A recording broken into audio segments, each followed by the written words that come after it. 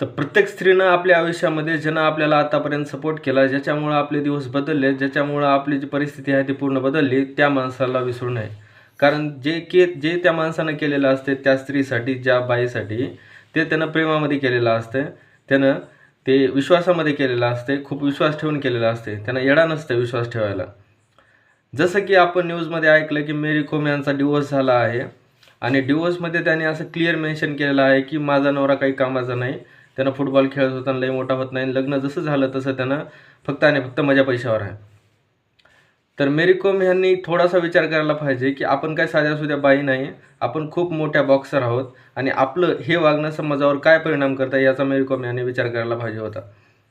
तर ते रिझन सांगते ते की ह्यानं काहीच कामाचं नव्हतं. त्यानं स्वतःचं जे चांगलं सक्सेसफुल करिअर आहे ते सोडून हिला सपोर्ट केला, असं एका न्यूज चॅनलमध्ये तिला विचारण्यात येतं आहे. तेव्हा तिनं असं सांगते की काय सक्सेसफुल होतं त्याचं. त्यानं फुटबॉल खेळत होता, त्यानं आता बी माझ्या पैशावर राहतं आहे आणि त्यानं काहीच कामाचं नाही, अशा भाषेमध्ये तिनं सांगते. आणि 2014मध्ये जेव्हा तिच्यावर पिक्चर आला होता, जेव्हा मूवी आला होता, त्या मूवीमध्ये तिनं स्वतः सांगितलं होतं की माझा नवरा माझ्यापेक्षा मोठा चॅम्पियन आहे आणि त्यानं नसता तर मी नसते आणि त्यानं मला सपोर्ट केला म्हणून मी इथपर्यंत आले, असं तिनं स्वतः सांगते. आणि नंतर 20 वर्षानंतर तिनं डिवोर्स करते आणि डिवोर्सचं तिनं हे रिझन सांगते की यार त्यानं काहीच कामाचं नव्हतं. तर मेरी कोम यांनी विचार करायला पाहिजे की आपल्याला एवढे लोक रोल मॉडेल समजतात. कित्येक मुली आहेत जी बॉक्सर बनायचं स्वप्न बघतात, त्यांच्यासमोर रोल मॉडेल म्हणून मेरी कोम हे आहेत.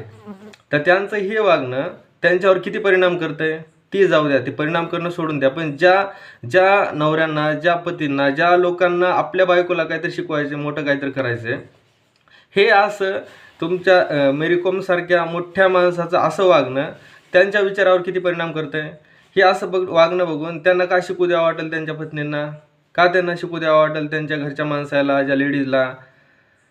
बाकीचा जो ट्रेंड चालू आहे, सगळीकडे चालू आहे की सक्सेसफुल झाल्याच्या नंतर भरपूर स्त्रिया आहेत जे आपल्या नवऱ्याला सोडून दुसरीकडे कुठंतरी लग्न करून घेतात, कुठंतरी जातात. कित्येक एक्झाम्पल्स आपण बघितलेले आहेत. पण मेरी कोम हे एक खूप मोठं सन्मान प्राप्त झालेलं व्यक्तिमत्व आहे. त्यांचं हे असं वागणं समाजासाठी चांगलं नाही.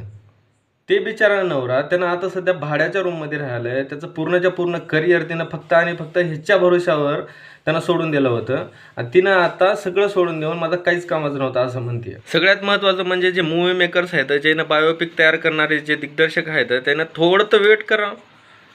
अर्धी जिंदगी झाल्यावर तुम्ही बायोपिक कसं काय तयार करू शकता? अर्ध्या जिंदगीच्या नंतर बाकीच्या जिंदगीमध्ये त्यानं काय करणार आहे काय नाही ते तर दाखवायला पाहिजे ना.